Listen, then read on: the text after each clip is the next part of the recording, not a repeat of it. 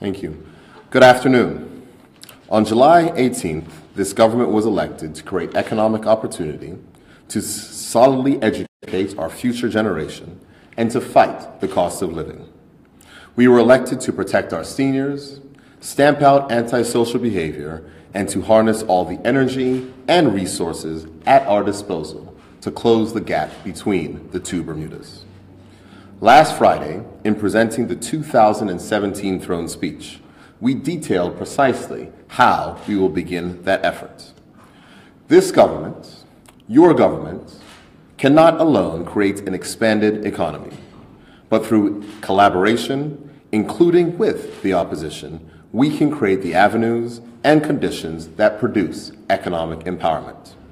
We can build a better, fairer, and stronger Bermuda. I would like to highlight a few methods by which we will fulfill our promises. Bermuda's current tax system creates inequality and is a major contributing factor to limiting economic growth. The government will establish a tax reform commission with participants from both political parties, international and local business, trade unions, and the Bermuda Bar. The commission will analyze Bermuda's tax regime, explore alternative regimes, and apply the principles of equity and fairness to produce a more just system of taxation. Tax reform will help to build a stronger economy, but in order for that economy to work for everyone, we need to ensure that we have everyone working together. To help to chart this new way forward, the government will reestablish the Bermuda First think tank. This body will consist of local and international business people, community leaders, to produce a long-term economic and social plan for Bermuda. Our two economic pillars of international business and tourism have propped up Bermuda for many decades. However, we cannot remain fully reliant on only those two industries. The world economy has developed with new technologies, and Bermuda must not be left behind. A responsible government should make new avenues for its people to create wealth, and this government will establish an economic diversification unit to address the urgent need to diversify our economy. I would like to be clear that the throne speech is about people and not money for money's sake. Growing the economy is central to our plan because it will provide jobs for Bermudians and empower us to help one another more. In order to support hard-working Bermudians, the government will reform the parliamentary committee to recommend a living wage. There is inherent dignity in work, and in Bermuda, the work must be justly rewarded. We must ensure that the most vulnerable of us have access to the support they need. We cannot penalize financial aid recipients for finding part-time employment, nor can we leave people unable to protect their legal rights due to their financial situation. Therefore, the systems of financial assistance, child support, legal aid, and debt collection will all see significant reform. While the children represent our future, we cannot forget our past. Our seniors have made many sacrifices to push Bermuda forward, and they deserve to be treated with dignity and respect. We will protect our seniors and others in care homes by establishing protective and responsive regulations for those homes. Additionally, the government will ensure that subscribers to its health insurance plan and future care patients gain access to local radiation treatments, removing the anxiety of having to travel to undergo some treatments. Over the years, we have witnessed an increase of violence in our community. The government's new Gang Violence Reduction Coordinator will be charged with examining and implementing effective solutions to protect the lives of our young men and improve our safety. Community and sporting clubs are central to Bermuda's social fabric, and they have the power to guide our young people on the right path when properly resourced. Many of our clubs require financial and strategic assistance. Accordingly, the government will provide loan guarantees to assist clubs in their mission to upgrade their facilities, develop programs to serve our youth, to assist in spurring entrepreneurship, and to ensure greater community outreach. With the appointment of a new Minister for Government Reform, we are determined to improve the functions of government to serve the people more effectively. To improve parliamentarians' accountability, the government will implement both a code of conduct for parliamentarians and amend parliamentary rules to introduce Premier's question time, allowing all members of the House of Assembly to ask questions of the Premier and ministers concerning government policies. We recognize the struggle of our fellow Bermudians. We want to help, but we also want to put mechanisms in place so that people can ultimately help themselves.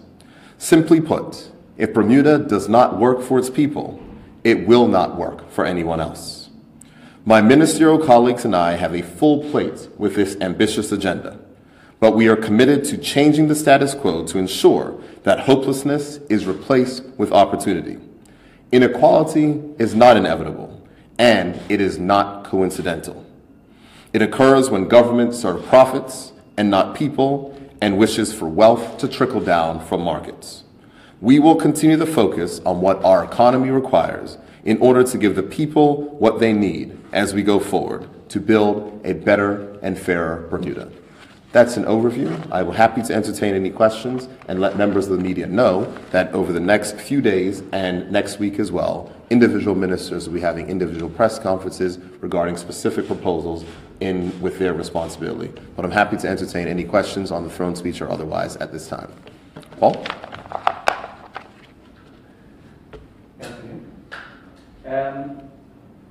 Obviously, as you just touched on here, a number of initiatives mentioned in the throne speech today, communities, including the living wage, tax reform commission, financial support for gang members looking to live that lifestyle, that kind of thing. How does the government propose to pay for these initiatives while also at the same time fulfilling the election pledge to balance the budget by 2019? Well, what you will find is that fiscal responsibility is very important, and a lot of the items of which you've pledged don't actually require money. And there are other items which are funded currently. So when we're talking about the overall budget, which is issued on an annual basis, the commitments that are inside those budgets will be met. The projects and plans that we have here will be funded out of those resources already. When we're talking about the position of a gang violence coordinator, the Minister of National Security will provide additional briefings next week. But those things are funded for in the monies that have already been budgeted. So we're not looking to expend extra funds, but the role of government is to reprioritize funding.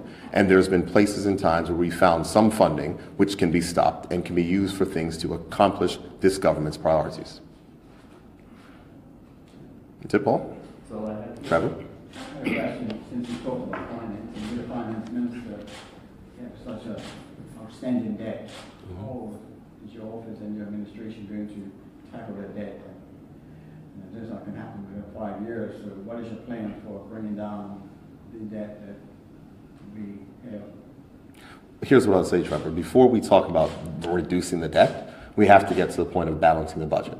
And balancing the budget, what is going to be required in order to balance the budget, is that we're going to have to create economic growth in this country. And in a large ways, economic growth in this country has been stymied by what I would say as interests within government that have not allowed our economy to function as well as it could. That is going to be different inside a progressive Labour Party government, because in the way in which we look for it is that we are not going to make decisions based upon what will be the best impact on our trust portfolios. We're going to make decisions based on what will reduce costs in our economy to unleash the potential for economic growth inside our economy. When we get economic growth, the conversations about balancing the budget and otherwise will be a lot different. But over the last 5 years, we have not had economic growth. The changes that have happened in our budget deficit have only been through not hiring persons and not filling positions. And we've seen what that's led to. There's no clearer example than what we're dealing with in our schools, where we haven't spent the money to keep up the maintenance on our schools. We've seen those issues when we deal with the buses, where there were not maintenance positions that were funded, and the government is now having to spend more money to provide private things as opposed to if regular maintenance was kept up. So it's more of smoke and mirrors that you've seen from the previous government. Our response is simple. We have laid out a plan to diversify the economy and to grow jobs in Bermuda. That is what will lead us to a balanced budget. And when we have a balanced budget, then we can focus on deficit reduction. But the main point is remaining tight on spending. We have to increase economic growth in Bermuda. One last question. What is the Since your adjournment speech on Friday, what has been the response from the business community? Well, I think the business community actually has been very positive. I had a meeting, opened up the Bermuda Captive Conference, and I think what you find for the business community is they're refreshing to hear a government that is focused on growth, because everyone wants to grow their industry. So from the perspective of international business, from the perspective of insurers, from the perspective of domestic business, we want to create economic growth. And we will invest ourselves in ensuring that whatever we do, from economic diversification, from tax reform, from Bermuda First, making sure that we can work together to create that economic growth. And I'm confident that Bermuda working together will be able to create those conditions that will actually yield economic growth.